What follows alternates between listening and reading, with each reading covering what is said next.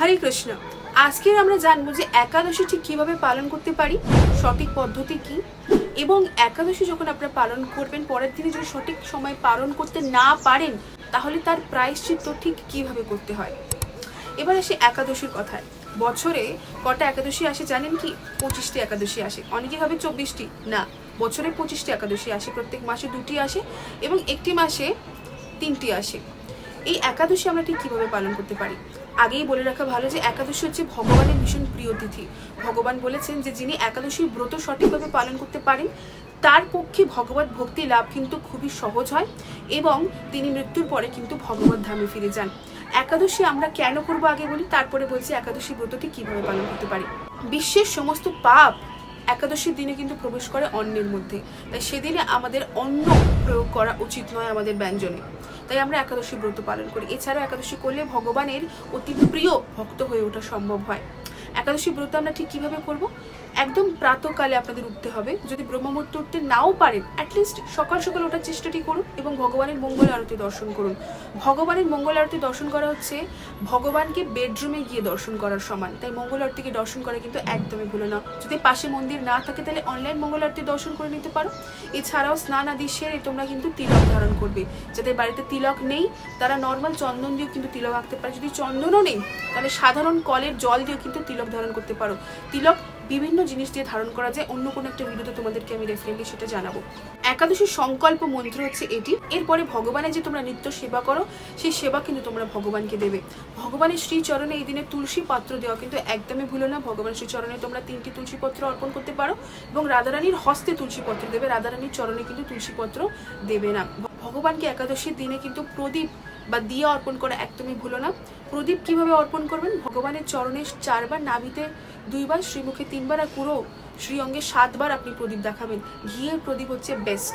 যদি ঘি না থাকে তাহলে আপনি চেষ্টা করবেন তেলের প্রদীপ দেওয়া, কিন্তু ঘিয়ের প্রদীপ দেওয়াটা সবচেয়ে ভালো হয়। এছাড়াও সেদিনে কিন্তু একটা বিশেষ নিয়ম আমাদের পালন করতে হবে, সেটা হচ্ছে আমরা কিন্তু অন্ন সেদিনে গ্রহণ করি না। অন্নর মধ্যে কিন্তু শুধুমাত্র চাল ডাল এগুলো কিন্তু নয়, অন্নের মধ্যে কিন্তু সর্ষেও পড়ে, অন্নের মধ্যে তিলও পড়ে। তাই বেস্ট হচ্ছে ফল আর দুধ নেওয়া। অনেকে সাবুদানাও খেতে পারে। গ্রামে গঞ্জে অনেক জায়গায় এরকম অনেক নিয়ম প্রচলিত যে একাদশীর দিন বোধহয় ভাত খাওয়া চলে না, তাই অনেকে রুটি খেয়ে একাদশী করে। এটা কিন্তু একদমই ভুল। রুটিও কিন্তু অন্নের মধ্যে পড়ছে। আমার মতে একাদশীর দিনে যদি আপনি সাধারণ দিনের মধ্যে এত খাওয়া দাওয়া করছেন তাহলে একাদশীর মানেটাই বা কি? একাদশী কিন্তু ভীষণ সাইন্টিফিক একটা প্রসেস। কিভাবে? কারণ আমাদের যে জঠর অগ্নি সেটা সবসময় চলছে, আমাদের স্টমাক বা আমাদের পাকস্থলী কিন্তু সবসময় কাজ করছে। যদি আপনি একাদশীর সময় না খান, মানে উপোস রাখেন, তাহলে কিন্তু এই স্টমাকটা রিকভার করা বা রেস্ট করার টাইম পায়। আপনাদের যে পাচন ক্রিয়া এবং পাচন শক্তি সেটি বৃদ্ধি পায়। এটা শরীরের পক্ষে কিন্তু খুবই ভালো। একাদশীর দিনে কিন্তু শরীরে জলের লেভেলটি রাইজ করে, কারণ চাঁদের একটা বিশেষ রোল রয়েছে এখানে। সেই জন্য একাদশীর দিনে যদি কেউ নির্জলা উপোস ধারণ করে তাহলে সেটা কিন্তু শরীরের জন্য ভীষণ ভালো হয়। এছাড়াও পুরো দিনে অধিক হরিনাম জপ করুন, কারণ একাদশীর দিনে একটা হরিনামের মালা জপ করার ফল হচ্ছে 1000 মালা জপ করার সমান।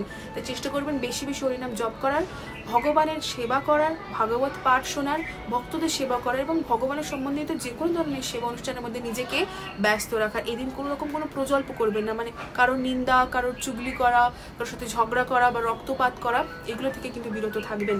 এছাড়া আমরা জেনে নিচ্ছি রাত্রিকালে কি আমরা শয়ন করব নাকি জেগে থাকবো, এটা আপনাদের উপরে ডিপেন্ড করছে। যদি ব্রতর সময় আপনি রাত্রে জাগরণ করেন তাহলে সেটা কিন্তু বেস্ট হয়, কিন্তু যদি শরীর না বয় তাহলে নিজেকে কষ্ট দিয়ে কোনো লাভ নেই, আপনি শয়ন করতে পারেন। এবার আসি পরের দিনে পারণ কিভাবে করবেন। প্রত্যেকটা রাজ্যে আলাদা আলাদা সময় আছে পারণের, তাই সেটা আপনাকেই খেয়াল রাখতে হবে যে আপনি কোন রাজ্য থেকে আমাকে দেখছেন এবং সেখানকার পারণের সময়টা কি, এবং যখন পারণ করবেন সেই পারণ করার মন্ত্র কিন্তু এটি। সঠিক সময় যদি পারণ করতে না পারেন তাহলে একাদশী করে কিন্তু কোনো ফল নেই। একাদশীর পারণটা কিন্তু দ্বাদশীর দিনে একদম সঠিক সময় করতে হবে এবং ভগবানের মহাপ্রসাদ গ্রহণ করেই কিন্তু করতে হবে।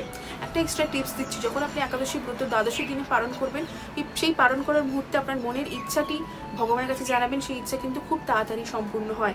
এবার আসছি, যদি কোনো মানুষ একাদশী ব্রত দ্বাদশীর দিনে হয়তো সঠিক সময় পালন করেনি তাহলে তার প্রায়শ্চিত্তটি কি?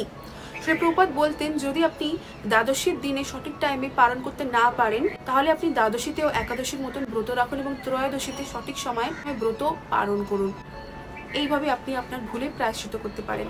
আপনাদের জন্য সুখবর হচ্ছে সামনে 8 এপ্রিল রয়েছে কামদা একাদশী। কামদা মানে আমাদের সমস্ত রকমের মনস্কামনা পূরণ করার জন্য যে একাদশী, সেটি কিন্তু কামদা একাদশী। সেই একাদশী ব্রত কিন্তু ডেফিনেটলি আপনাদের পালন করা উচিত। তাই ভিডিওটি শেয়ার করে দিতে কিন্তু একদমই ভুলো না। ভিডিওতে লাইক দিও, একটা কমেন্ট দিও, তোমাদের কমেন্টগুলো কিন্তু আমি পার্সোনালি পড়ি। আর যার আগেরবার প্রেম সে হরে কৃষ্ণ বলা কিন্তু একদমই ভুলো না।